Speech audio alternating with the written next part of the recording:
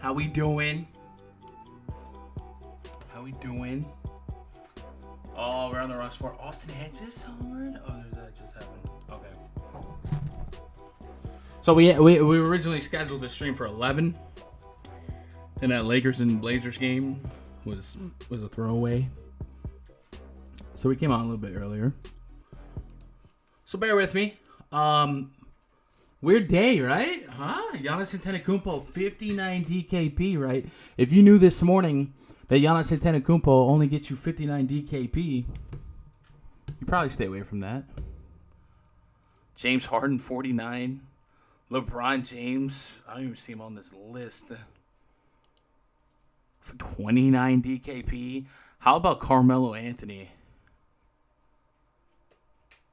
Carmelo Anthony is 27 minutes of gameplay, 2 fantasy points, and 1 bucket. That's crazy. That's crazy. If they get knocked out that next game, or if they get knocked out, games like that shouldn't be the lasting fingerprints on your legacy. I hope he steps it up. I thought he was a fine play earlier this morning, so it's not like I faded him. But, man, there's a lot of letdowns. A lot today. And it created some wonky scoring. Tournament winners on the slate, Shai Gilgeous-Alexander and Pat Connaughton. Pat Connaughton, 3,900, 40.75, had 11 rebounds and 15 points. And then, of course, Duncan Robinson was a massive play. Daniel House. So there was a lot of value today to go get your Hardens, right? To go get your Giannis Antetokounmpos. But it was like the studs kind of fell through and the value kind of held it up. It was really, really weird. Really weird. What can you do, though? What's up, Chet? What's up, Josh? Well, we got the Josh and Josh connection. What up, Josh? Here, what an ugly slate. That's like a Middleton who had 31 minutes and 2. Yeah, it was. Tony Snell is a great comp right there. Jared Bayless, right? We've seen Stanley Johnson, right? Like, those are historic DFS games that, oof. What can you do? Not much, though. Hey, today, 4-game slate. So it seems like we're getting to that point where these days are starting to become stagnant because we're getting the same exact slate every other day. Today does have a couple of floating changes. Mike Conley expected to be in for the Utah Jazz. And Joe Harris out for the Brooklyn Nets. Not massive groundbreaking changes, but those are 2 starters, 30 minutes. It's going to move the needle up and down on some guys. If you guys saw my FanDuel core play video, FanDuel is going to have so much overlap in lineups. Like, people are just going to end up in the same lineups. There's no 6K players, basically, right? Point guard position, 4,600, 5,800, bam, 72. There's no 6K range. Shooting guard, 5,600 to 7,900. There's no 6K players. Small forward, 7K to 5,700. No 6K players. Power forward, 6,800, 56, 85. There's one 6K player, and it's a really awkward, steep fall off. And then at center, really, there's only 2 centers you think about on this slate. Maybe Jared Allen gets a bigger thought since he did well in that last game. It's a must-win game, young gun. No Joe Harris, but after 7,400, it drops all the way to 4,700. 3K price drop. Like, FanDuel's going to be bad. Like, I don't think I'm going to play a whole lot on FanDuel today. I'm not saying DraftKings is miles away better. The slate's kind of yucky, but I think if you want to keep the slates fresh, and something that I think DraftKings has been, to their credit, doing, is shaking up that the prices slate by slate, right? You see ownership, all right, bam, attack those high-owned guys, shake up their prices. That way you're not just running the same lines every other day. FanDuel's going to back you into a corner today. You're going to be overpaying for low floors. You're going to be underpaying for high. Like, it's bad. What are you going to do? All right, let's get Raj in here. If you guys are new to the channel and you like DFS content, I would implore you to come check out RunDFS.com. That's the place where we don't just play DFS. We run DFS. We have all sports in that RunDFS.com VIP Discord. Right, I almost screen shared something tough. If you look right now, they're sweating baseball. Baseball slate's coming up to an end. They were chopping up basketball. They play League of Legends. They play golf. They play NASCAR. They do everything. I personally just spearhead NBA, NFL, MLB. But if you play any type of DFS, I almost guarantee you somebody else in there is playing it somewhere else. Let me get Rod's in here and make sure that's like not his lineup here. Yo, Rods, that ain't your lineup, is it? No. I was wondering like how you get to a lineup. Like, is it optimizer or this guy just played 2 guys from 4 different teams? Oh yeah, that happens. Yeah. Dude, I was gonna say that's not a crazy lineup. I thought you were sweating or something. Oh no. I wish. Anyway, if you guys want to be part of that, we do have 2-a-days, right? Football practice. We have 2-a-day voice chats, 2 hours before the NBA lock, 2 hours before the baseball lock, and then of course you get access to the spreadsheets, my player pools, and projections. Let's get Jake in here as well. You're Jake. You're. Yeah, I had to be quick, but have food out of the oven and ready to talk about some Utah Jazz basketball. Jake's eating some undercooked meatloaf. Yeah, maybe I'm just weird, but I guess I told you guys we scheduled a stream for 11, but everything ended, so I was like, all right, 10:30. Jake was like, oh, I just put food in the oven. I thought he was trolling me. Like, who's putting food in the oven at 11 o'clock? And then, well, look, when my days end at 3 a.m. He told me he was making meatloaf. What? I was like, What's the point of making like meatloaf too? Like just put some ground meat in the pan. Like I just don't get the concept of making it into a loaf. Good. I'm not a giant meatloaf guy. I always have like acid reflux after. But like, yeah. Do you hand make the meatloaf? Like you go through the full process of just it's ground beef, stuffing, eggs. Yeah, season it up. I'm sure, yeah. Hey. Crawford just homered. 100th career. Nobody told me about that narrative. Swear the bomb detector was kind of loving the San Francisco guys. We loved it. Where were you we at? All them. Yeah, I was late to the chat. I was not in the chat today. God, I keep missing the plays. Yeah, we all like 5-man stacks in Fran today. Oh my gosh, I did not get that memo. Yesterday with the rain delay, and now this. I don't know what you're doing. I don't know what you're doing with your life. Donating. Hey guys, value was crazy today, but the studs were not. On a low-scoring day, like all these winning lineups. I was saying like if you played Pat Connaughton and Daniel House and Duncan Robinson, like you played those guys to play Harden, right? To play LeBron. Like holy cow, was today so backwards. Yeah, I mean, Lakers smoking smoking lineup on DK1. Yeah, it's wild. Crazy. Lakers smoking the Blazers. We kind of all called that, right? The Blazers could steal game 1. Now, Dame breaking his finger probably didn't hurt, but the game was pretty much lopsided as it was. It was over, yeah. Rockets handily put away the Thunder, and then the Bucks smacked the Magic around. It was a slow burn. Vucevic got there. Hey, guys, how about Brook Lopez? Brook Lopez with the 20 real points. Yes. Really backward stuff. It just seems like not the same stuff is happening every slate. So maybe today will be something like that. We start projecting some differences, and hopefully it goes pretty well. Shout out to the live chat, Danny Villalobos. Dang you, Mello. Carmelo, though. Like, if we had the Snowflake of the Night award, there's no other person that could get it than Carmelo Anthony, right? Like, holy cow. You didn't see Mello? He has 2 fantasy points in 29 minutes. Yeah. 27 minutes. I think he had like 2 points, an assist, and 3 turnovers. That's definitely a prime Mello anymore. I mean, he's been so consistent. I mean, that's a performance where people will jump off from next game, and then maybe I go back to but wow. Ralph Lakers blowout. Yeah, we kind of saw that coming. And the Bucks were a team. I figured if they get punched, they come back swinging. What up, Gerardo? Luka Magic, yeah. All right, let's jump into today's slate. You guys know what happened. Milwaukee beat the Magic. Rockets beat the Thunder. Miami beat the Pacers, and then Lakers beat the Blazers. Miami, I will say, I was all over the Butler, Dragic, Adebayo. Butler in the grand scheme of thing was not really a bust, right? If you play LeBron and Harden and whatever, I'd take Butler at this point. Butler was a top end play today. He's in the winning lineup on both sides. I mean, yeah. Bam Adebayo, I would wager, was not. He was the letdown for me in that stack. I did have a nice chunk of Duncan Robinson. Was a little bit surprised to see his ownership. I mean, he made sense, but he was pretty. I mean, it was definitely like a fake heater game. It's fine. Yeah, he does that though. Like he does that all But year. yeah. 7 Okay, for 8 whoever from the played field. Pat Connaughton at 1%, good for you.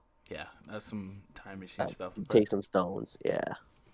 Kudos to them though. I mean, it's not crazy to game script up maybe a blowout or something like that. And then Yeah, jump if you in did there. that, yeah. Which I think we can do today, and we'll start with game number 1. The Brooklyn Nets, air quotes, hosting the Toronto Raptors. Project starting 5 for the Raptors: Kyle Lowry, Fred VanVleet, OG Anunoby, Pascal Siakam, and Marc Gasol.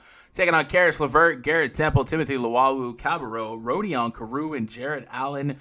10.5 point spread in favor of the Raptors. Nets down 0-2. Joe Harris has left the bubble. It is all on the back of Karis LeVert, and this would create more minutes, more opportunity perhaps for Garrett Temple, Timothy Luwawu.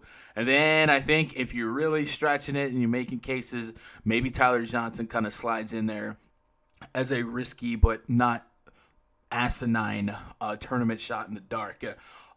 This is it, right? Like, no team goes down 0-3 and wins.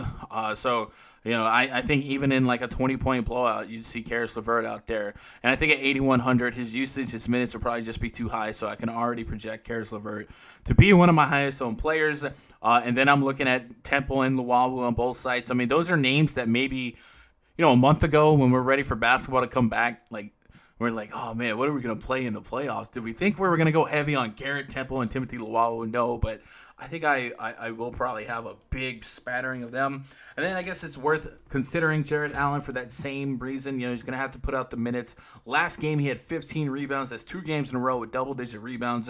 40 minutes is 40 minutes, right? 7,100. You muscle your way, slow roll it to 40 fantasy points.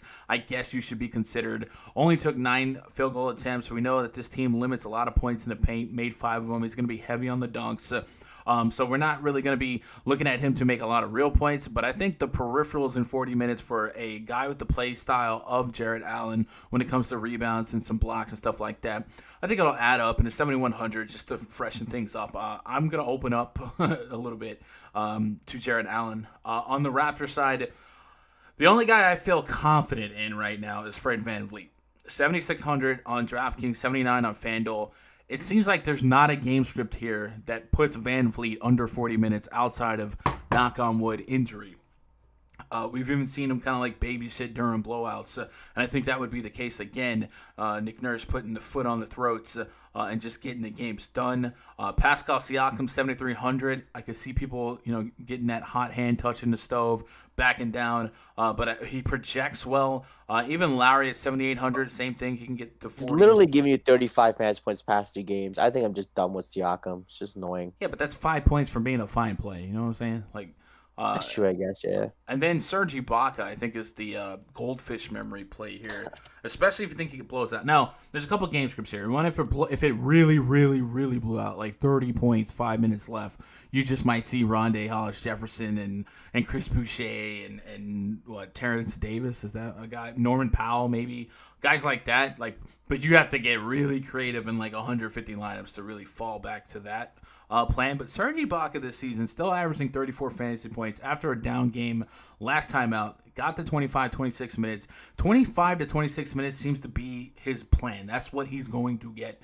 And I think that's enough to chip in a chair in such a porous matchup against the Brooklyn Nets front court. It's just been a matchup all year. So I don't think there's any plays that really feel outlandish here and don't seem, I'm going to say, somewhat obvious. Maybe I'm curious to see if the field is as privy or confident in playing guys like Garrett Temple or Timothy Luwawu.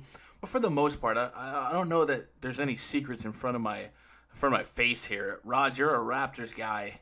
What are you doing with the Raptors in a double-digit spread?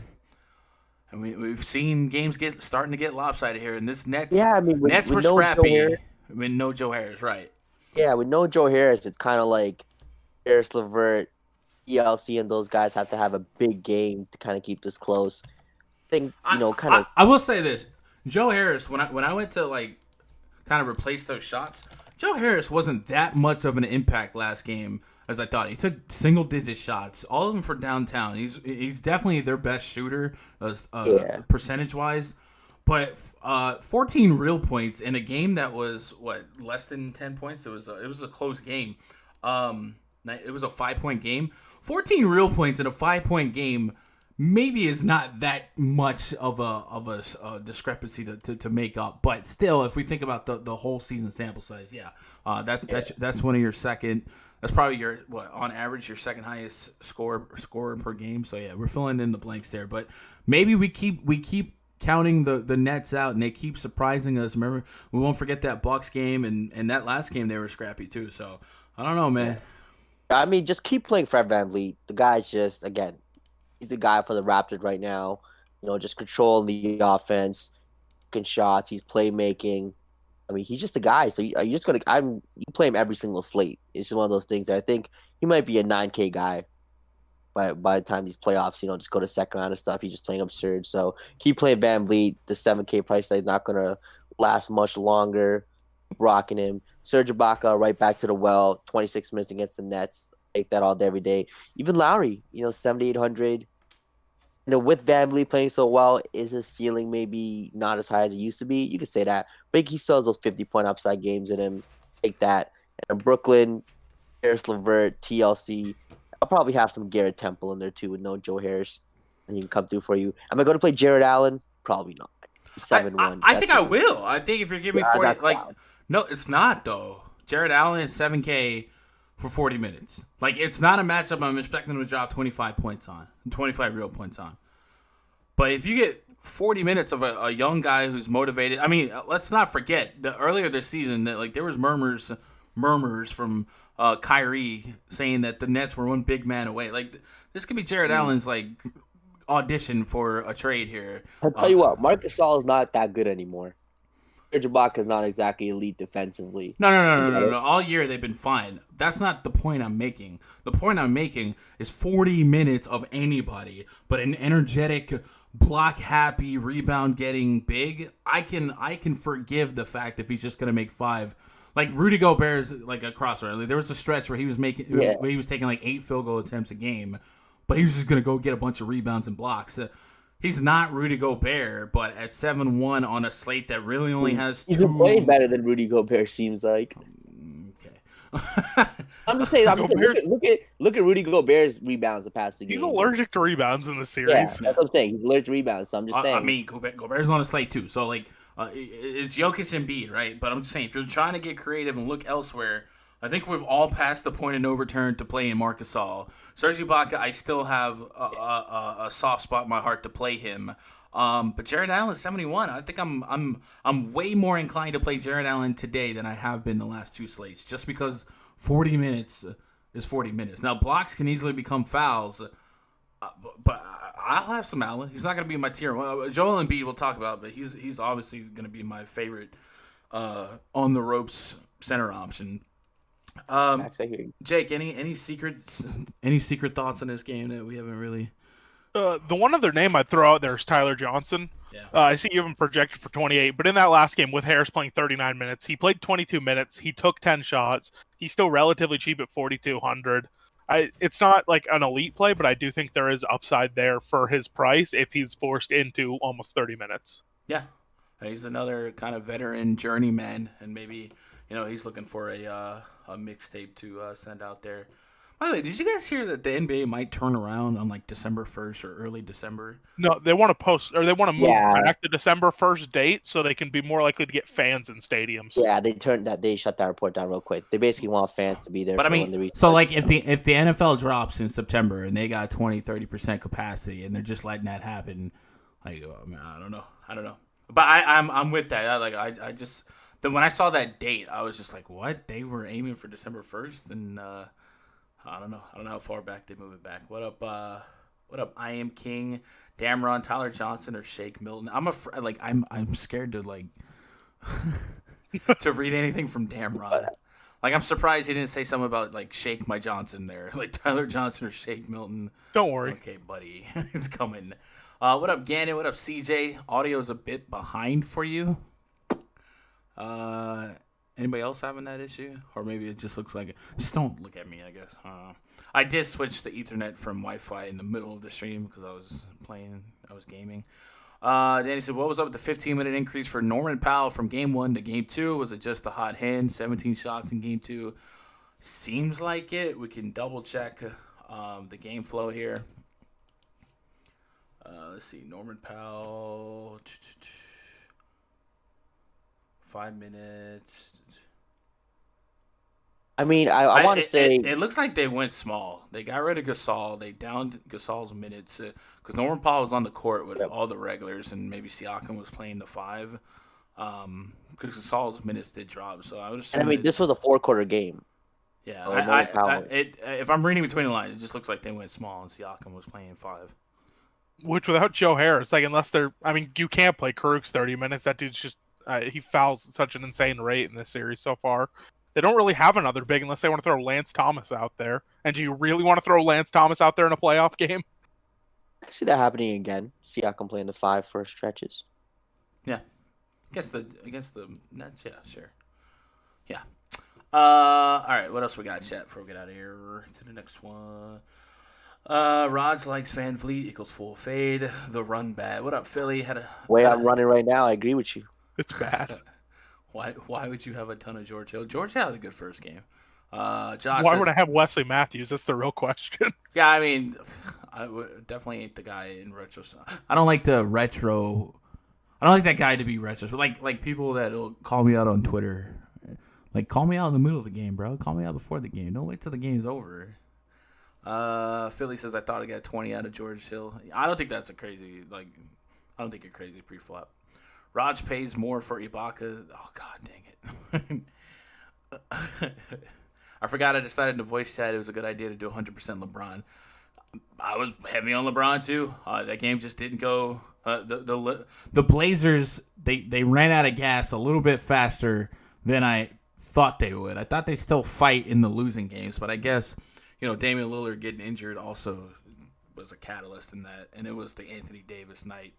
Let's move on to the next game. Denver Nuggets at the Utah Jazz. Project starting 5 for the Nuggets. Jamal Murray, Torrey Craig, Michael Porter Jr., Paul Millsap, and Nikola Jokic taking on Mike Conley, Donovan Mitchell, Jingle, Joe Ingles, Royce O'Neal, Rudy Gobert. We got a 218.5 total, 1.5 point spread in favor of the Denver Nuggets with Conley back. A little bit of disrespect, but we'll see. Conley on both sides. I would probably assume he's going to be mega chalk. They didn't really jazz up his price enough for me to not want him. 58 on FanDuel, 5,900 on DraftKings. I already told you how much of a mess the pricing on FanDuel is tomorrow. So I can't see a way where he's just not the straight-up highest-owned player, maybe the highest-owned point guard. And on DraftKings, kind of the same thing. It feels like a Goran Dragic, right? Just if you settle for a median expectation of 30 fantasy points, seems very likely. Coming back in the bubble, he's been getting 30 plus minutes on average. It's a playoff game. It's not like he was down with injury. He just went and had a baby, came back. So I'm not expecting much there. What I would say is Donovan Mitchell becomes the really curious click on both sides, right? Mike Conley and Donovan Mitchell, you would think negatively correlate in terms of fantasy usage and upside. Yep. But it is a playoff game. That's your shooting guard. Maybe Conley can create some more shots for Mitchell. 8,200 on FanDuel. I'm still interested. I think at 94 on DraftKings, the expectation becomes really high, really fast. And I think you might get really low ownership on him there just from a tournament game theory standpoint. Not something that I feel great about. I only have him projected about 40 fantasy points. So I'll drop to 8K on FanDuel for that. But 9,400 is rough. But like I said, if you're just trying to be contrarian versus the field, he might be a really fun click there. Joe Ingles, that mid-range for FanDuel and DraftKings with this slate, this 4-game slate, for me, a lot of times it's just been Joe Ingles and or Joe Harris. And Ingles was barely getting there as it was with Mike Conley out. I feel like Conley really impacts Ingles' floor. And Ingles can still get you, your 30. But I do feel like his floor is going to be a lot lower because that's a lot what we saw this season. It's just he wasn't consistent getting you a shot at 30. So I'm probably going to be a lot lower on Ingles today than I have been. Royce O'Neal is still 4,100 on DraftKings, and Rudy Gobert is 7'4", 7'8". Jordan Clarkson moved up to 5'4", 5'5". He has been a pretty high-owned play. A lot of his minutes and opportunity, again, maybe attached to Mike Conley. Jake, is it fair to say that Conley is going to hurt Moutier more than Clarkson, or what? Conley might kick Moutier out of the rotation. That's what I was Clarkson's thinking. going to get his. He'll be in. He's going to shoot. I'm curious to see the starting lineup for Utah. I imagine it will be this. But I know Juwan Morgan's played really well. I would guess he just takes backup 5 minutes and they don't do anything crazy because Bradley hasn't played super well. But yeah, I mean, Moutier might just not play and they keep Conley or Mitchell on the floor at all times to run point. On the Nuggets side, Jamal Murray, 7K. We know that is a volatile range of outcomes, but still 40-plus fantasy points is the range of outcomes, so we look his way. Michael Porter Jr. is an intriguing click, and then Jokic at 9,300. I think anytime you 1v1 Jokic versus Embiid, for me today, I'm going to end up with Embiid, but we can't talk you off of Jokic. Monte Morris is that value wheel of death under 4K, 3,800. Is he going to make something fit? We know he has a volatile range of outcomes. And then I still have a hankering for Jeremy Grant. I think on FanDuel, I don't know if you guys caught the beginning, but FanDuel, there's no 6K players. So you're going to go get some 8K, 7, 9K guy, and then you're going to come down here and go bargain bin shopping for guys like Marcus Morris, Royce O'Neal, Jeremy Grant. So I would say Jeremy Grant isn't just somebody I'm not considering because of how pricing shakes out on FanDuel. If you're not going double up at power forward, you're going to have to reach down here and grab somebody. So Jeremy Grant has to be somebody that maybe you run a comb through and make a strong decision, yay or nay on. 218.5 total. Jake, you agree with this total? Seem a little up there or no? It's interesting because with Conley back, I would imagine Utah looks to slow it down even more. It helps out their defense a lot getting Conley back. And the big thing that Utah kind of did figure out, or maybe, I don't know if they figured it out or finally decided to go to it at the start of the game too, is Royce O'Neal just stalked Jamal Murray around pretty much. They took the stance of, look, Jokic is going to cause us problems, MPJ can cause us some problems. We're not going to let Jamal Murray cause us problems. And that opened up MPJ, right? Yeah. So maybe we keep that thought process and we consider MPJ a little bit more. Raj, any crazy takes from this one? I just think with Mike Conley back, especially on DK, with all these kind of elevated prices on Utah, you could fade everyone there and be completely okay with it, except Mike Conley at that price. It's a Mike Conley on DK. The only other one I think that's like priced well on DraftKings specifically is Royce. I still think Royce is playable. Oh, yeah, Royce, yeah. He was still putting up 30s before the playoffs started. He'll still be playing a bunch of minutes. But yeah, outside of that, I fully agree. Joe Ingles is a tough click, right? Yeah, because I don't think I'll have any point guard role anymore. It will either be Conley, Mitchell, or Clarkson. Like, I'd imagine Ingles just doesn't really have to handle the ball at all unless Denver can't stop it.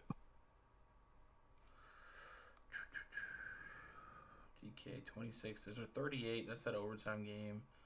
I feel like one of these games Mitchell might have been out. It's a fast pace. Yeah.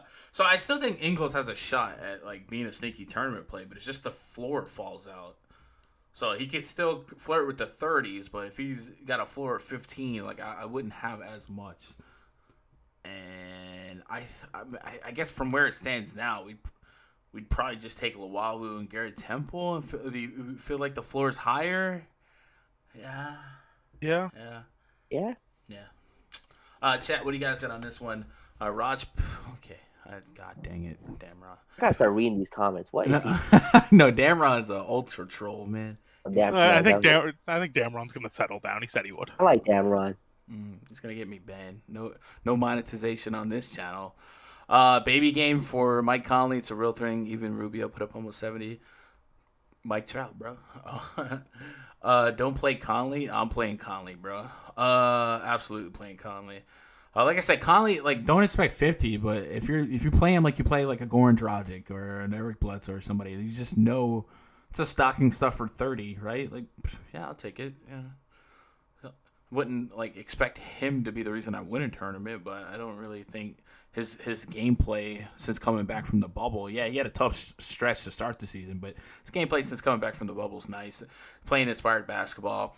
For them to win a game, right, without him is pretty nice. And it's not like a Harrell thing where he hasn't played at all. He was gone like 4 days. Yeah. Enough value to stack bigs like Jokic and Embiid. Gosh dang it, bro. He's not going to stop. Gobert get a boost with Conley back? Jake? Yes, actually. I don't know how much of a boost because right now he can't pick up rebounds, but the Conley and Gobert pick and roll was a big thing for Utah for a while. Yeah, so 7,400. If you had a 1v1 Gobert and Allen, basically the same price, where do you land? So what the, just saying, like, I like Allen, I like the thought of 40 minutes, but that game does have a propensity just to be over after 3 quarters. Is there any way like Gobert wins that 1v1 for you? I mean, it probably still would be Allen because I mean Gobert in their last 2 games or in the first 2 games of the series, he has taken 11 and 10 shots. So it's not like he's had no shot attempts. They're getting him dunks. He's getting to the line. He just can't grab rebounds right now. I don't know why. He's had 7 in both games. I guess it's because Jokic is dragging him out on offense. So that hurts his upside a lot that he's not even hitting double-double bonuses right now. Some Matt Chapman double dong. That's fun. What else we got, chat? Murray usually has a good game after a bad one, plus Conley probably guards a more favorable matchup. Then Royce O'Neal, yeah, but it's a lot more. Yeah. Royce O'Neal's like a really, really good defender, and he can match. I mean, the big reason was they had Ingles on him, and Ingles just couldn't keep up speed-wise, and Royce is able to do that while being an elite defender. Yeah. I like Murray and Jokic tomorrow. Yeah, so I think they're all fine. Like, all the normal usage hogs, like the Murrays, the Jokic. I'll go through every game when I'm making my scripts, and I'll have my usage handcuffs and stuff like that. I'm never going to shy away from Murray and Jokic. It does seem a little less likely on the wheel of outcomes. Like, how often does Murray, Michael Porter, and Jokic satisfy for fantasy? So I might think about that before, 3-man stack, and I might just have to have a rule to not have one if 2 of the others are in the lineup or something like that. But yeah, I think they're all in consideration for sure. Anything else, chat, before we get to the next one? All right, next game on the docket is the Philadelphia 76ers and the Boston Celtics. Project starting 5 for the Celtics: Kemba Walker, Marcus Smart, Jaylen Brown, Jason Tatum, Daniel Tice taking on Shake Milton, Josh Richardson, Tobias Harris, Matisse Thybulle, and Joel Embiid. The Sixers lose this game. It's game over, right? Whew. It's a must-win. Yep. And I alluded to that on my core picks videos. Joel Embiid at 9,800 in essentially a must-win game. He could play the most minutes in a regulation game that he's ever played today. So I'm just gonna go after it, right? Teams do not come back from going down 3-0. It just doesn't happen. So they need to go out there. They need to scratch claw. And you're gonna see Brett Brown have to lean on his scorers and his studs. Like, Joel Embiid has to step up if he wants to, or if the Sixers want to elongate this series. So Joel Embiid at 9,800, 10-1 on FanDuel. He's dropped us 50 in both games on this slate. 50 is fine. It's not really a value or a ceiling play. I do think he does have a higher ceiling than 50, but I'm just going to go out there and take it. I'm going to take the responsibility, the pressure. It's a 5-point spread in favor of the Gordon Hayward-less Celtics, but I'm leaning Embiid. I think we can maybe try and forgive Tobias Harris for a down game. Alec Burks maybe gets forgiven in a down game if they're trailing in the fourth quarter. I don't want Raul Neto or even Shake Milton, even to an extent Josh Richardson. I need a scorer like Alec Burks out there.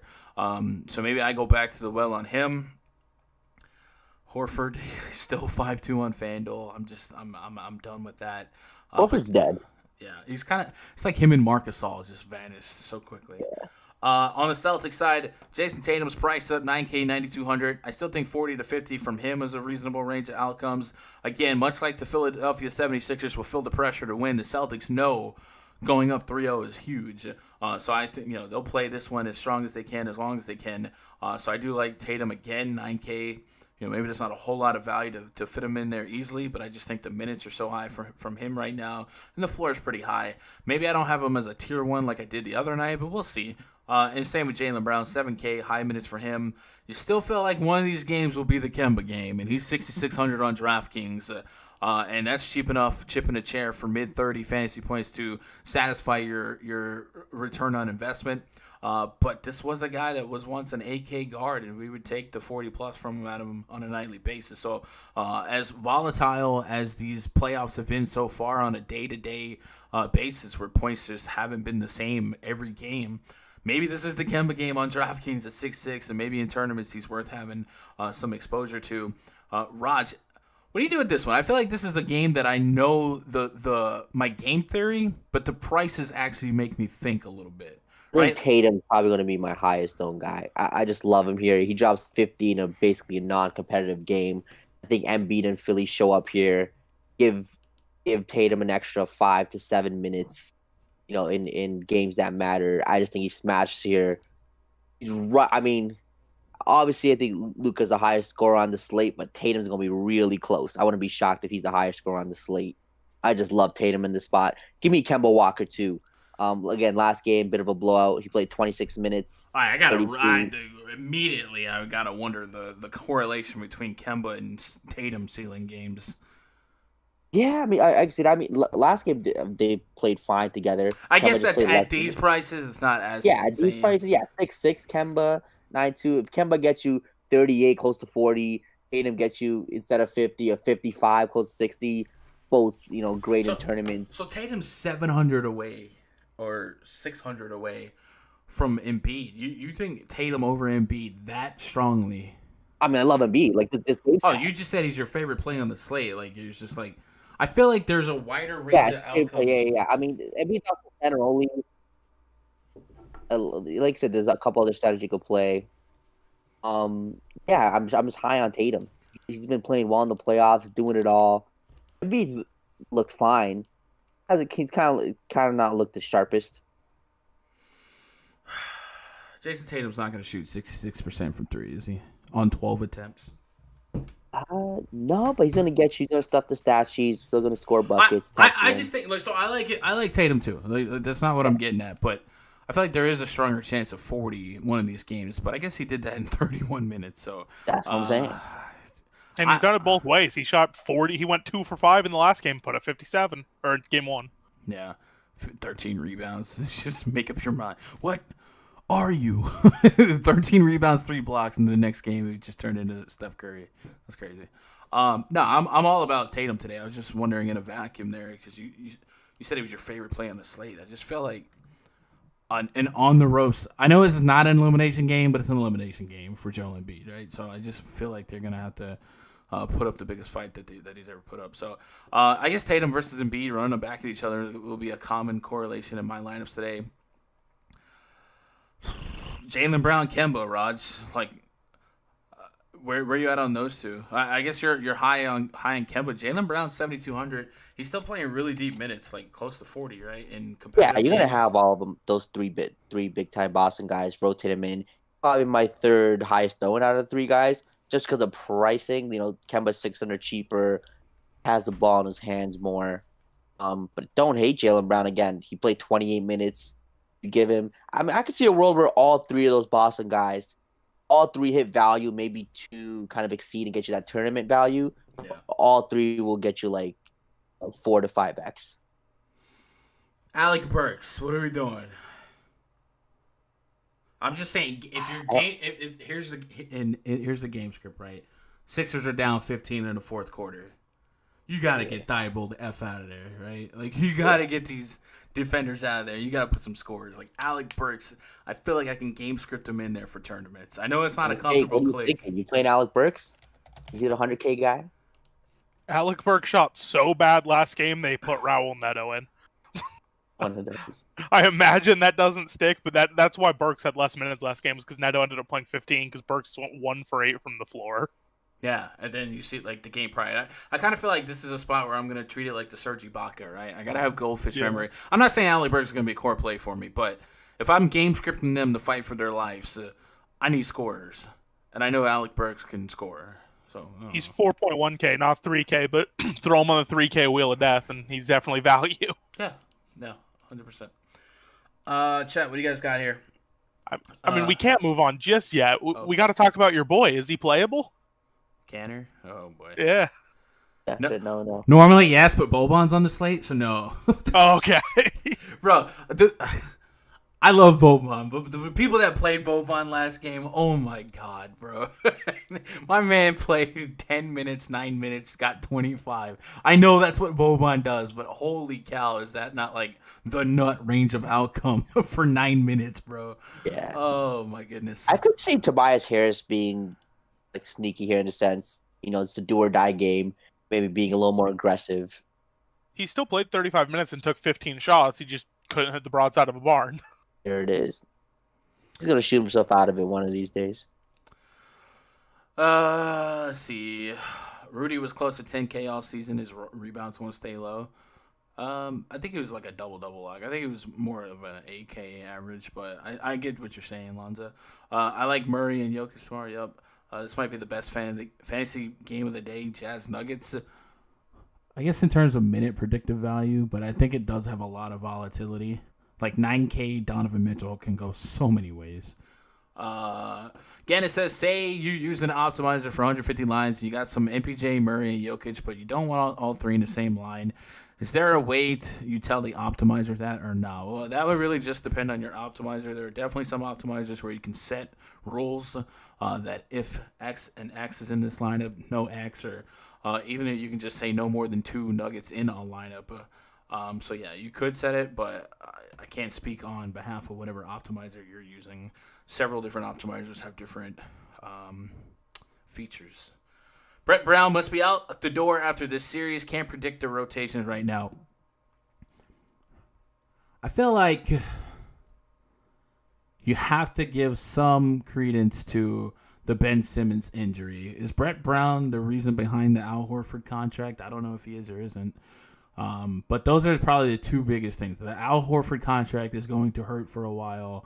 Like, that stings. Think of where they Even could the put Tobias that. contract, I mean, $36 million for Tobias Harris a year is a little much. Yeah, but I honestly don't know. Like, is that Brett Brown's decision? I don't know. But Ben Simmons going down makes me also think that That's big. yeah, like Ben Simmons is a big piece of that team. Yeah. So I don't know. I'm not defending or Can you even trade that Al Horford contract? unless you attach At this point, maybe. I mean, they don't even have like solid picks to attach to it, right? Like, I'm saying. yeah, I don't know. I would say throw in a prospect, but like they don't. Who? All their prospects are like studs now.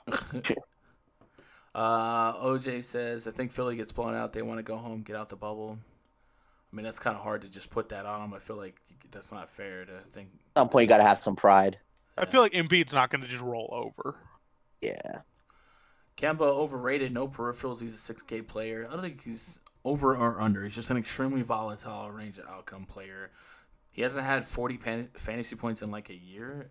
Bro, do you play DFS? What? He's broken slates this year. I mean, I think last game, if you give him 34 minutes there, he gets 40. Yeah. Yeah, don't forget, last game was a blowout, right? Yeah. This season. So this season, Kemba Walker, he's had 60+ fantasy point game this year. Like, it's not. Come on, bro. Don't blanket statement stuff like that, bro. We think here. Get money. You're Tatum and move on from this game. You can't just dismiss whole games like that on a 4-game playoff slate. Like, even if you're not a multi-entry player, there's still nuggets in each game, and you have to understand ranges of outcomes and understand like different game theories and game scripts that would project somebody better than they wouldn't. I mean, if you reverse engineer like yesterday's slate and who did well, who didn't do well, and I think you take that reverse thinking and then you apply it forward and think about some of those games for like foul trouble, injuries. I know we don't play to predict blowouts, injuries, and foul troubles, but if you're playing 100K to first tournaments where you got to beat 200,000 lineups, yeah, you better believe you better like think outside the box, right? Pat Connaughton, huh? Would you guys play like yesterday with your line of thinking? You're like, it's Giannis and Bledsoe and move on, right? Like, you're not gonna bring up Connaughton, so you just gotta sweep through the games like that, bro. That's how you come away with some Gotta of those stop being chalk donkeys. Yeah. Put some wild stuff in it. Take something down. What up, Can I ACP? agree with your point? But I just want to say there's only Nuggets in one game tomorrow. What are you talking about? This guy with his guyness. What up, ACP? What up, Daniel Perez? Got fourth place in the quarter entry. Nice. Would have been third in the 3-3-3 contest under Osmo. Nice. Yeah, you gotta take a risk. But the risk, the risk are really for me when I'm talking like those leverage plays and those game theory plays. That's for the 100K to first. I'm assuming most of the people watching this video are not out there like Jake playing the Thunderdome. I'm not playing the Thunderdome. Come down there. Or playing those high dollar, like if you guys are gonna just quarter arcade it and pump those, and that's fine. I love playing mini maxes and quarter arcade. It's a blast. But it's those nuggets, man. You're just not gonna walk out the door with all these 20%ers and hit commonly. You gotta have those back pocket diamonds in the roughs. Where's Darian with Deion Waiters? Locked in Harden AD on FanDuel. I mean, AD was the play. Harden seemed like he was a massive bust, but I guess in comparison to Damian Lillard and LeBron James, he was fine. It was a very awkward slate in retrospect, in terms of production, because all the value just went ballistic, and they would have offset the Harden, and really just the Harden. AD was fine, or at least AD would have had like a historic game if that game didn't get out of control. Man, it was nuts. We got one game left on the docket. Take a pause for the cause. Tomorrow, before the NBA slate, 2 hours before, we'll be in the RunDFS.com VIP voice chat. You guys are welcome to jump into that. It is a premium subscription at RunDFS.com. We're sweating everything, baseball, NBA. Jake told me he's working on League of Legends tonight. Golf, NASCAR, they're doing it all, bro. But if you guys want access to my personal spreadsheets for NBA, for MLB, and then NFL in just a couple weeks, big money contest for NFL. And then, Jake, is there going to be at least a college week one, even if it is not the normal size? Like, there's... I would imagine so. I don't know when. College football is supposed to start at the end of the month. I think the 29th. So I imagine it's not going to start then, but it seems like the plan is for at least 3 of the major conferences to try and run games.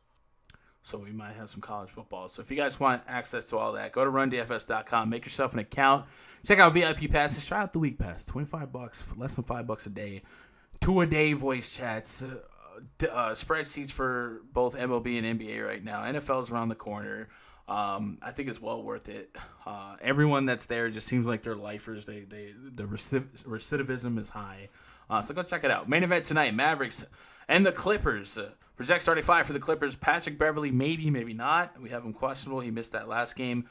Paul George, Kawhi Leonard, Marcus Morris, Ivica Zubac, taking on Luka Doncic, Tim Hardaway Jr., Dorian Finney-Smith, Maxi Kleber, and Kristaps Porzingis. We got a 232.5 total. The Clippers favored by 5. Now, it's an even series. Arguably, the Mavericks win game 1, right, with no Porzingis. And here come the Clippers as 5-point favorites. Raj, your thoughts? I mean, I think Dallas wins this series in 6. I expect them to win this game. Play Luka Doncic, no Pat Bev. Kawhi hasn't looked as sharp on defense as he was. I don't know if he's hurt, whatever the case may be, but I'm playing Luka Doncic. Just can't stop him. If the shot's not falling, he'll get you 15 assists. If it's falling, he'll get you 30 points, 10 assists. Give me Luka. Give me Porzingis. The thing with the rest of them, I mean, Seth Curry, shooting lights out, playing amazing for him. Tim Hardaway. Yeah, so I'm going to go ahead and first of all, I disagree. I think the Clippers win this series, but I'm not anti-Luka there. But yeah, I just want to let you know I'm not quick to disrespect the Clippers, bro. Paul George posted on Instagram, bro. He posted on Instagram. He doesn't care what you think about him. He wants to know why you're thinking about him anyway. I mean, when Dallas should be up 2-0 in the series, but when they lose this game, more people will be hating on me. He's got to show I up. will say that, like, that seems like no matter what. If the Mavericks did lose this series, Dallas fans get to hold on to that all year. Yeah. Luckily, the offseason seems like it's going to be shorter, but you get to hold on to that. What if Porzingis didn't get ejected, right? The Rockets. What if Chris Paul doesn't get injured? Like, it's one of those things that those fans are going to hold on to, and I don't necessarily disagree, because a 2-0 lead versus a 1-1 lead in Game 3, like, that changes. It changes some stuff. I think it's like you have the reason why they've just played better. I mean, Tim Hardaway and Seth Curry are just shooting well, playing well. Luka is going to be Luka. Porzingis will do his thing. But when you have those kind of, I just think that the Clippers team is too talented and they're veterans, right? Like Paul George having a down game or Kawhi, Lou Williams. Like, Are they more talented though? Like you take the top two in the Clippers and the top two Dallas, kind of a wash. Okay, like yes, they're more talented. What the F is wrong? Yeah, with now you? take I the don't third know. on the Mavericks and the third on the What? Clippers. Take and I feel Luka like- off the Mavericks. The team is dead. What are you talking about? Okay, take Paul Kawhi George, off shut the Clippers. up! No, you take Kawhi off. You still got Paul George, Lou Will, Montrezl, but you're my brain. Okay, Lou Will, Montrez, Seth Curry, Tim Hardaway. Lou Will may be better than Seth Curry, but Tim Hardaway's better than Montrez. Bro, what are you even saying right now? Like, stop, just stop. I think Literally, Dallas is my literally assist. stop. I'm Like, underrating a couple of these guys. no, Okay, but you're no, right. stop, just stop.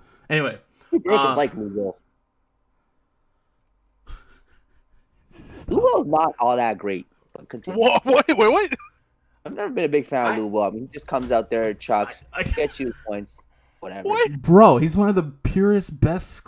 What? Oh my god. That's true. They're gonna lose this game. He doesn't really do much. So, I know you're a Raptors fan, but the Lou Will and Kawhi slander just can't proceed, bro. Like, this is ridiculous. You're killing me. My brain literally hurts right now. Like, stop.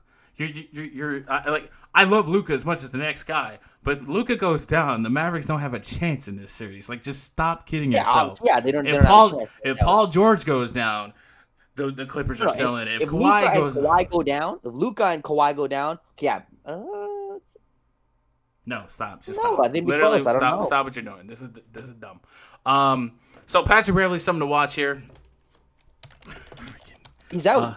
Is he out? Okay. He's so doubtful, I think. all right. So with him doubtful, Reggie Jackson's bare bones min price on FanDuel. He's 35 on DraftKings. He's part of that spin the wheel of death value pool players. And then Lou Williams kind of enters the conversation again, 5,600. I definitely don't mind a guy like Lou Williams. Like, if you were thinking about Joe Ingles, I think you have to think about Lou Williams here because he shot us in that last game. Raj shooting 8 for 13, 23 real plays, 39 fantasy points. I'll take that. And his assist rate's high, and I've said it. You know, Montrezl not getting a deep allotment of minutes, but Lou Williams is good. He's really good at basketball.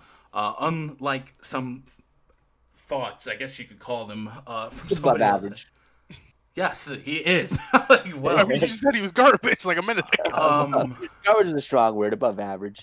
Another guy I think I would bring up here is Marcus Morris. $5K for him. The minutes have just been there. The last 4 games, over 30 minutes, 30-plus fantasy points in the last 2 games, rebounding there. You know, here's another guy that's been around the block, man. Another veteran guy on this team. Like, I think that's the most underrated part about the Clippers is they got experience, right? Marcus Morris, Patrick Beverley, Lou Williams, Kawhi. Heck, Montrezl Harrell's got a couple years under him now. Reggie Jackson's been around. Like, this is a team that can take a L and then rebound. Like, this is I think experience mattered less in the bubble. No fans in the arena. No, it's the playoffs. Experience does not matter. Well, no fans is different. Like, there's the concept of, when there's, the lights, the arena, the fans, role players tend to do worse, especially young role players. When you don't have that, kind of a pickup game vibe, but in the playoffs, Raj, I feel like experience doesn't matter as much. I just want to come through here and just slap you. I really think so. I'm telling you, role players always kind of struggle on the road. That's the thing. Where role players, stars do well, but role players struggle. But when it comes to again, no fans, it's a different type of pressure.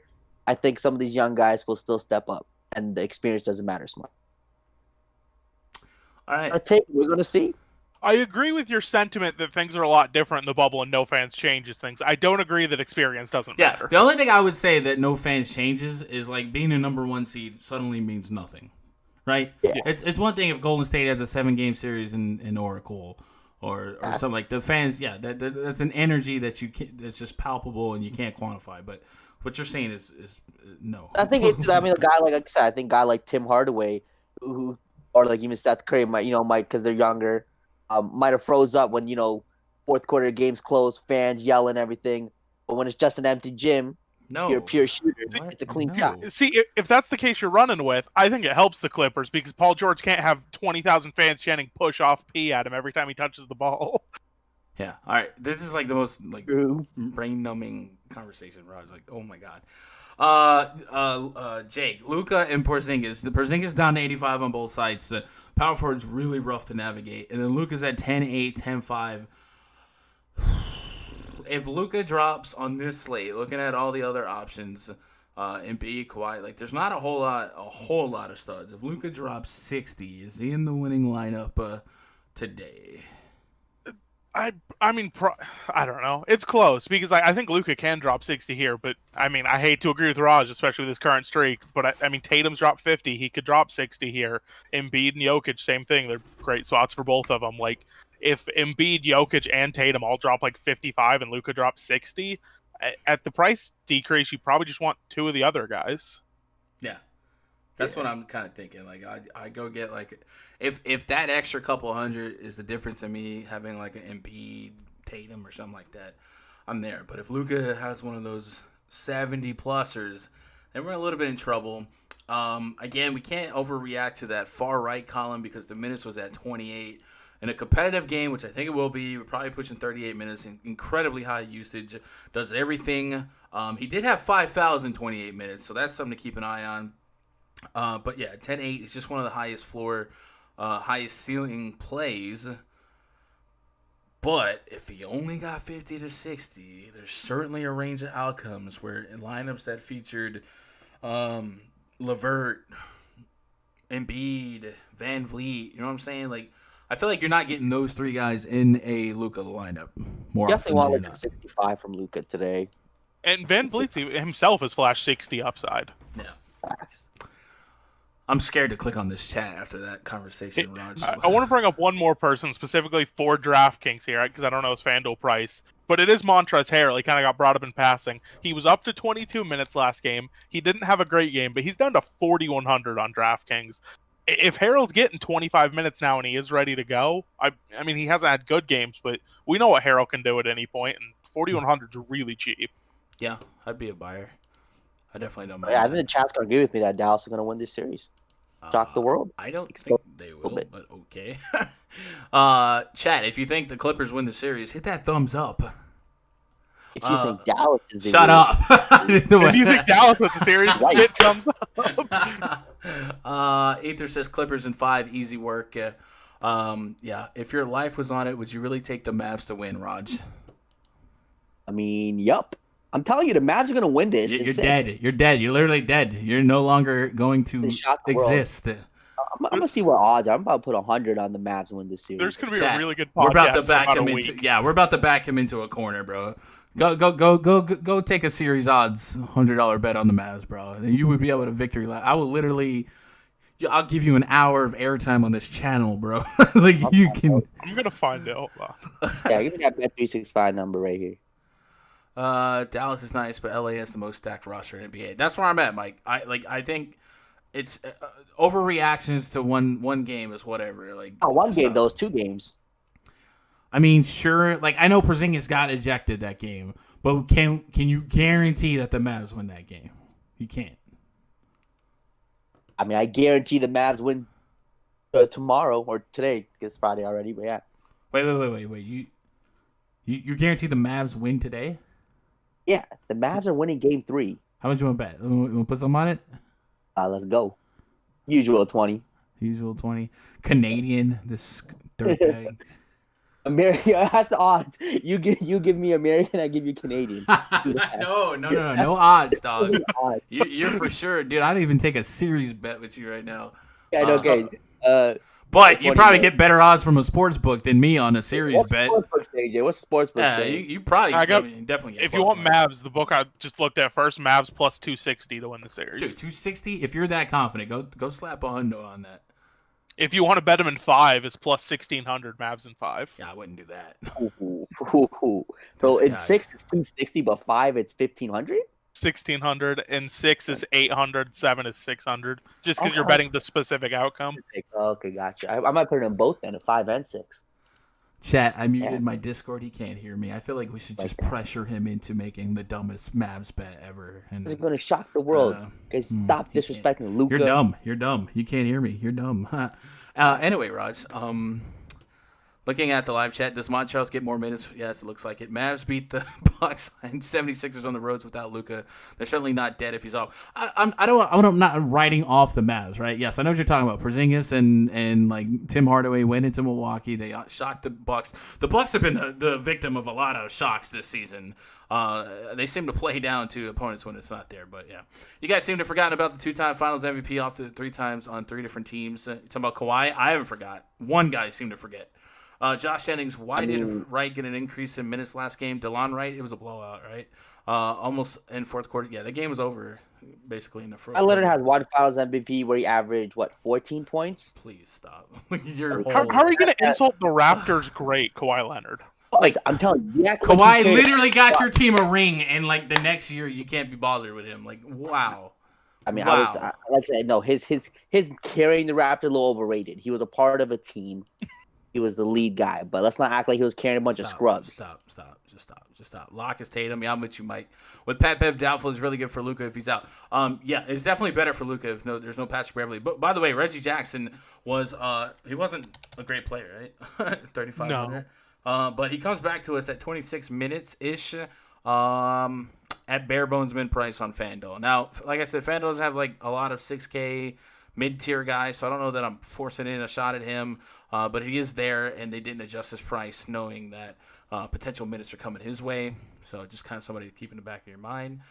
CJ Brown says, I'll bet 100 that the Clippers win straight up. Raj would probably chat. No offense, but you probably have to escrow that money with somebody that's trusted, like me. So if you wanted that $100 bet, you probably have to send me $100. Clippers got the game within reach midway through the fourth. Yeah, again, the Clippers are just like, what are we even talking about? DFS or Hardaway, Dorian Finney-Smith or Tim Hardaway Jr.? That's a good question, Jake. Knee-jerk reaction to that one? I'd have to look. Is DFS still playing like 35 minutes? He got 30 and 31, and of course that last game was kind of lopsided. Gets you some peripherals. Usually a stocks guy, but just a combined 3 stocks in the last 2 games, and then Tim Hardaway's floor. Jackson might be the chalk value. I'm assuming that's a FanDuel thing, just because on DraftKings they're 1K difference. He's 53 on FanDuel. He's played 35 and 37 minutes himself, 15 to 18 points. Now, game 1, I'd have to go back and see how much of a boost Hardaway had after Porzingis left. Game 2, he still got 17 points, so it's interesting. In a straight 1v1, I'd probably take Hardaway here, but yeah, on DK, there's a 1K difference between them. Yeah. Leonard has never been the best player in the league his entire career. Wow. Oh, that's Raj. I thought for a second someone was out there dumb enough to agree with someone. When is he ever been the best? He doesn't have to. Okay, stop. We're not. We're midnight barbershop debates with Raj. That's the name of the next show. Doesn't have a single regular season MVP. He's never been the best player in the league ever. That is the dumbest. Like when has he ever? How do you begin a debate of a series like the Raptors are gonna beat the Nets? No, they're not. When has Karis LeVert ever been the best player? When has Kyle Lowry ever been shut all the way up, dog? Like, how do you go there? Like, anytime you start a debate with Raj, I promise you, it always ends with Jordan versus LeBron. Always. It never. Somehow this morning we were debating that. Like, it never. Jordan versus LeBron is not in a debate. It's just more of a. I'm muting Raj for a second. Raj, I can tell you exactly that happened too. It was, will Dion Waiters get minutes? Man, LeBron's teams have sucked. LeBron versus Jordan. Like it's a freaking every time. Love me some Royce O'Neal, even Dorian Finney-Smith. Yeah, Royce O'Neal I think is fine. Gentry says I'm in my lift going home listening to the man. What's up, Gentry? Appreciate that. Anyway, chat, if you guys got any other questions, comments, concerns, throw them at us. Sorry, Raj kind of hijacked it, but whatever, man. It happens. Facts out here trying to educate the world. The hot take stepper. So I joked about it, but Paul George did post on Instagram, and then coverage sites like ESPN picked up on it. So maybe look for that bounce back Paul George game at that price point. Kawhi is still kind of hard to get to at that price, right? Almost 10K. So I think if I had to tier the Clippers, it's probably like Paul George, Lou, then Kawhi in terms of points per dollar. Maybe even Lou first and then Paul George, actually. Just because I like a lot of the other 8K options on the slate, other between 8 and 9K, even 7.5 to 9K, like Van Vliet, stuff like that. So it's probably Lou, With Pat Bev out, I feel like Lou's locked into 25 minutes, if not more. Tyler Johnson's a good play. I don't mind that, Sheldon. Leonard's career is overrated. He has a Finals MVP, but that's it. A Finals MVP? Just one? He isn't young. How many All NBA teams is he? Like, what are y'all talking about? I'm telling you, I'll Kawhi look Leonard. things up and we'll find out. Kawhi Leonard. Kawhi brought the entire league to a stop in the offseason to make a decision. Literally, as soon as he and Paul George committed to the... First of all, Raj would have a whole different tune right now if Kawhi went to the Lakers and started... No, I mean, I think Kawhi Leonard is the fifth best guy in the league. Sure. That's great. That's fine. Kawhi's a 2-time Finals MVP. He's made 2 All-NBA first teams and 1 All-NBA second team. That's cute. That's cute. How many Defensive Player of the Years? I mean, that's not really fair. Rudy Gobert's still in the league. Come on, Raj. Like, this is the dumbest thing. Anyway, Lou looks like, I'm with you guys. Lou looks like a great play. Anyway, that's it. That's your slate. Looking back at it, Josh with the $10 super chat. Always appreciate your content. You guys make a great team. Raj, you the man. How'd that date go? Wow. Hey, good stuff. Well, hey, man, let's just say that had a lot of exercise at the end. You know what I'm saying? Burn a few calories. And you say Damron's the reason you get demonetized. Oh, yeah? He blew your back out? What? Anyway. Oh, you got jokes. If you guys got anything else for me, twitter.com/GundackerSports. My DMs are open. A couple of you guys reached out to me in DMs. Now, usually, guys, before lock, if you're DMing me, it's really hard for me to fire back at you because I'm in the voice chat. I'm making my lineups, stuff like that. But I try and get back to you. So if you guys did need to DM me, my DMs are open. But other than that, rundfs.com. Get yourself signed up to a VIP pass. If you wouldn't mind, before you hit the road, 70-plus viewers, man. Could we get to 35 likes? I feel like that's a modest request. I'm sweating, drinking a gallon of water with no air, no fan, so you guys don't hear a wind tunnel right now. So if you can get me over 30 likes, I appreciate it. I did put out a DraftKings NBA Corp 5. I put out a FanDuel NBA Corp 5 for tomorrow. Some guys I like price points per dollar. No Rod's barbershop debates in those. I anticipate being back tomorrow night. I know it's Friday, right? Raj, are you going to be around Friday night? Or are you out there in your log cabins? Probably at the cottage. So here's what's going to happen, chat. The Clippers are going to smoke the Mavs, and Raj is going to be nowhere to be found. So he wants to make his hot takes on Thursday, so when he comes crawling back Monday, we forgot, right? How you? Mavs are going to win, and people are going to start really worrying about the Clippers. Yeah, I don't know about all that. Hey, so here's the thing. The Blazers and the Mavs, I feel like it comes off like I hate them. I'm rooting for them. I would love to see Luka and Porzingis. I would love to see Cinderella teams go. I would love to see Damian Lillard stick it to the league and make it all the way as the ultimate underdog. It's just not realistic. The Lakers are so good. They're full of veterans. The Clippers are just so good, so deep. They're full of veterans, and the talent is just not going to be that inconsistent. And then the Mavs are not going to play as elite that consistent. I mean, you listen to Crazy all day. They have a knack for getting leads and blowing leads. So far, so good, but you feel like that's coming, right? So I'm not a hater of the Mavs. Dallas fans out there or Portland fans, I'm rooting for those guys. I want to see these super teams get trumped. But I just want to see the Clippers stop Luka. I just haven't seen it yet. We'll see. That's going to be it. Kaba says Mavs in 7. Can I play Kyrie tomorrow? Okay, yes, Chronic. You can, Chronic. Shout out to Chronic. Donald Duck hit the like. Appreciate that. 23 likes. We need 7 more. Yeah, can we get? We got to 30. We can get to 35. I'd love you guys forever. Other than that, I'll try and be back tomorrow. Don't overcommit. I don't want to overcommit. Just because I don't know what the situation's looking like, but we've been doing these nice streams. It's really getting redundant to tout the same or break down the same 4 games every day. So maybe I'll just do an extensive breakdown video, a core pick video, on the weekend or something. We'll see. I don't know. You guys let me know in the comments below. Who you got in the East finals? So somebody actually asked me that this morning. Who did I have in the finals? I still have the Bucks. Because after game 1, everyone forgot how dominant the Bucks were, and then today they magically remembered, right? and then I'm looking at Lakers. I'm looking at Lakers and Clippers, but the more and more I see the Rockets play that, they're running that warrior scheme, right? Just run up and down the court, chuck threes. And that's basically what the Warriors did.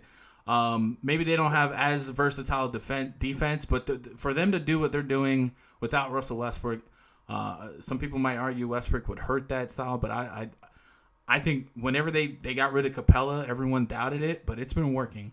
And you're just getting teams tired. You're chucking threes. The Warriors, the reason why they did it so well is because you literally have two of the 3 or 4 greatest shooters to ever live.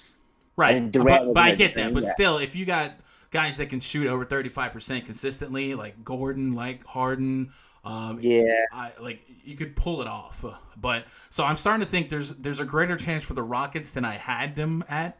But I still gotta believe that the Clippers and Lakers are too deep for them not to get there. Like LeBron, Lakers Raptors final, and then Lakers in 5 or 6, just because LeBron lives in Toronto's head rent free every year. Yeah. I'm gonna need your disrespect to the altitude bros to stop. I mean, the way Jamal. Oh, you talk Utah. Both of the altitude bros deciding the playoffs in the first round. One of them, winner of the series wins it all.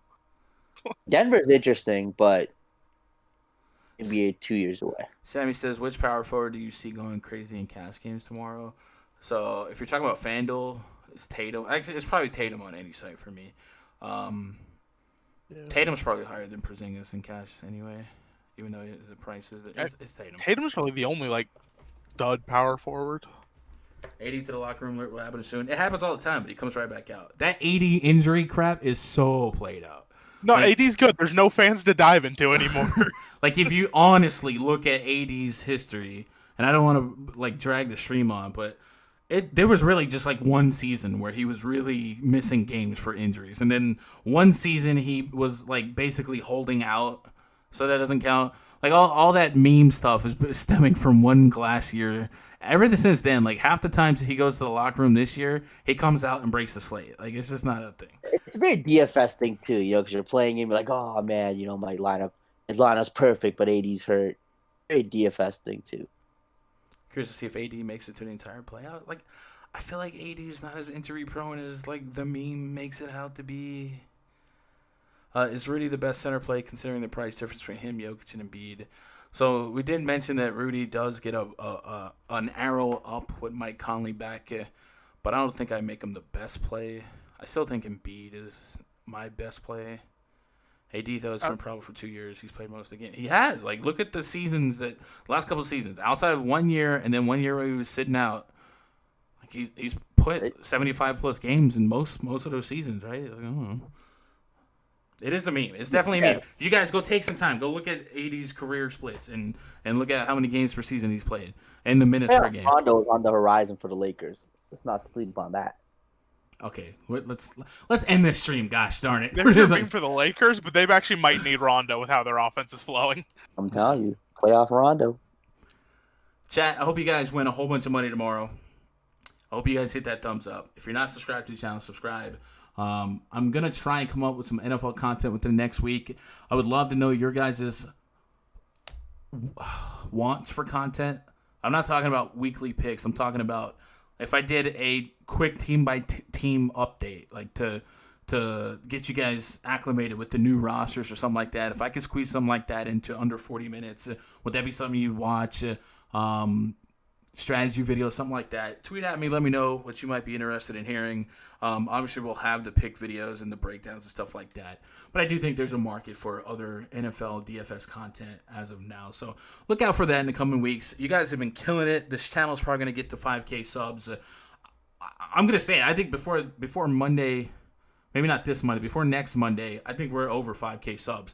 We've been averaging 15, 20 a day right now. It's nuts. So I appreciate all of the support, all of the love. I'll see you guys in the next one. I love you. Good luck. God bless.